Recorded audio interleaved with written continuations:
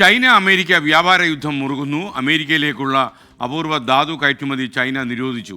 ചൈനയുടെ തീരുമാനം അമേരിക്കയുടെ സെമി കണ്ടക്ടർ ചിപ്പുകളുടെ നിർമ്മാണത്തെ സാരമായി ബാധിക്കും. മധു കൊട്ടാരക്കര ന്യൂജേഴ്സിയിൽ നിന്നും വിവരങ്ങളുമായി ചേരുന്നു. ഗുഡ് മോർണിംഗ് മധു കൊട്ടാരക്കര, വിവരങ്ങൾ.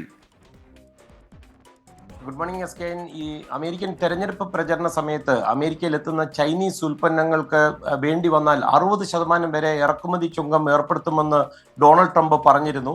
ഇപ്പൊ ഈ കഴിഞ്ഞ ദിവസം അമേരിക്കയാണ് ഈ ചൈനീസ് കമ്പനികൾ അമേരിക്കയുടെ സാങ്കേതിക വിദ്യ ലഭ്യമാകുന്നതിന് തടയിടുകയും ചെയ്തിരുന്നു. ഇത് കൂടാതെ സെമി കണ്ടക്ടർ ഉൽപ്പാദിപ്പിക്കാനുള്ള മെഷീനുകൾ ചൈനയ്ക്ക് വിൽക്കുന്നത് അമേരിക്ക കഴിഞ്ഞ ദിവസം നിരോധിക്കുകയും ചെയ്തു.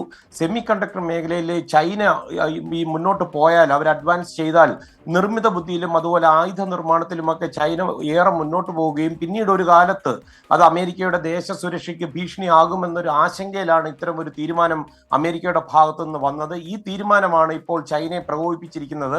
അമേരിക്കയിലേക്കുള്ള നിരവധി അപൂർവ ധാതുക്കളുടെ കയറ്റുമതി നിരോധിക്കുവാൻ തുടങ്ങുകയാണെന്ന് ചൈന ഇന്നലെ പറഞ്ഞിരിക്കുകയാണ്. ആയുധങ്ങൾ, അതുപോലെ സെമി കണ്ടക്ടർ എന്നിവ നിർമ്മിക്കാൻ ഉപയോഗിക്കുന്ന ഈ പ്രധാന ഘടകങ്ങളുടെ കയറ്റുമതി തടഞ്ഞുകൊണ്ട് വേണ്ടി വന്നാൽ വാണിജ്യ മേഖലയിൽ ഒരു അമേരിക്കയുമായി ഒരു യുദ്ധത്തിന് തയ്യാറാണെന്നുള്ളൊരു സൂചനയാണ് ചൈന ഇതുമൂലം നൽകുന്നത്. സെമി കണ്ടക്ടർ നിർമ്മിക്കുന്നതിന് ആവശ്യമായ നിർണായക ധാതുക്കളുടെ ഖനനവും അതുപോലെ ഈ വിതരണവും ഒക്കെ ലോകത്തെ മറ്റ് രാജ്യങ്ങളുമായിട്ടൊക്കെ നമ്മൾ താരതമ്യം ചെയ്യുവാണെങ്കിൽ അത് സമ്പൂർണ്ണ രീതിയിൽ തന്നെ നിയന്ത്രിക്കുന്നത് ചൈനയാണെന്ന് വേണമെങ്കിൽ പറയാം.